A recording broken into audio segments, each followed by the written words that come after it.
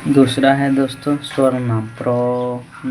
Pronoun का संज्ञाओं अथवा नामों के बदले जिन शब्दों का प्रयोग होता है उन्हें सर्वनाम कहते हैं। उदाहरण के लिए, कल दिलीप आया और दिलीप ने कहा कि दिलीप 2-4 दिनों में कलकत्ता जाएगा। यहाँ दिलीप संज्ञा 3 बार प्रयुक्त हुआ है, जिससे वाक्य की सुंदरता नष्ट हो गई है। इसी वाक्य को यदि हम इस तरह लिखें तो वह सुंदर और सरल हो जाएगा। कल दिलीप आया और उसने कहा कि मैं 2-4 दिनों में कलकत्ता जाऊंगा। यहाँ दूसरे और तीसरे दिलीप के स्थान पर उसने और मैं का प्रयोग किया गया। ये सर्वनाम के उदाहरण है। हिंदी में ये सर्वनाम है। मैं, तुम, आप, यह, वह, जो, सो, कोई, कुछ, कौन, क्या, ये सब सर्वनाम है। सर्वनाम के भेद। सर्वनाम के 6 भेद है: पुरुषवाचक, निश्चयवाचक, अनिश्चयवाचक, संबंधवाचक, निजवाचक और प्रश्नवाचक।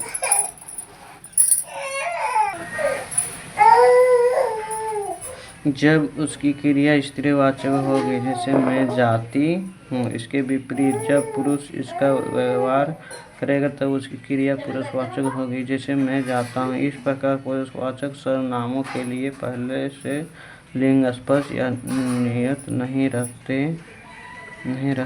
ये लिंग संज्ञाओं के आधार पर आते हैं, उन्हीं के अनुसार उनका लिंग समझा जाता है। पुरुषवाचक सर्वनाम के 3 भेद: उत्तम पुरुष, मध्य पुरुष, अनय पुरुष।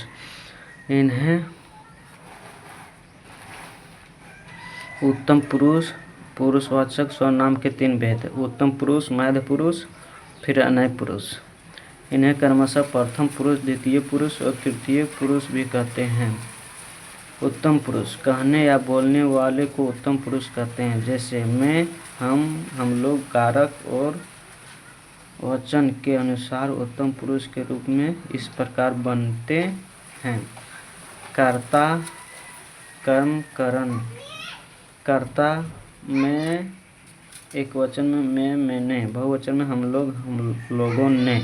कर्म में मुझे, मुझको, हम लोगों को, हमें। करण में मुझसे, हम लोगों से। उसके बाद एक वचन में संप्रदान में मुझे, मेरे, एक वचन, बहुवचन हम लोगों के लिए। आवर्तन में मुझसे, हम लोगों से। संबंध में मेरा, रे, री, हम लोगों का, के, की। अधिकरण मुझ पर, मुझ में, हम लोगों पर, मैं। सर्वनाम का बोध नहीं होता है। मध्य पुरुष में मध्य पुरुष सुनने वाले को मध्य पुरुष कहते हैं, जैसे तुम, तू। संबोधन को छोड़ सभी कारकों और वचनों में मध्य पुरुष तू या तुम के रूप निम्न प्रकार से बनते हैं: कारक, एक वचन, बहुवचन। कर्ता में तू, तूने, तुम लोगों ने। कर्म, तुझे, तुझको, तुमको, तुम लोगों को। कारण, तुझसे, तुम लोगों से। संप्रदान, तुझे, तेरे लिए, तुम्हारे लिए, तुम लोगों के लिए। अपर्दान, मुझसे, तुम लोगों से। संबंध, तेरा, रे, री, तुम लोगों का, के, की। अधिकरण, तुझ पर, तुझ में, तुम लोगों पर, तुम लोगों में। अनय पुरुष। अनय पुरुष जिसके विषय में कहा जाए उसे अनय पुरुष कहते हैं, जैसे यह, ये, वे, आप, वह। इसके 2 प्रकार हैं: निश्चयवाचक, यह, वह, आप। अनिश्चयवाचक, कोई, किसी, कुछ। अनय पुरुष निश्चयवाचक वह सर्वनाम के रूप में सभी कारकों और दोनों वचनों में इस प्रकार बनते हैं: कारक, कारक है, एक वचन, बहुवचन। कर्ता को वह, उसने, वे, उन लोगों, उन्होंने, उन लोगों ने। कर्म, उसे, उसको, उन लोगों, उनको, उन्हें, उन लोगों को। कारण, उससे, उनसे।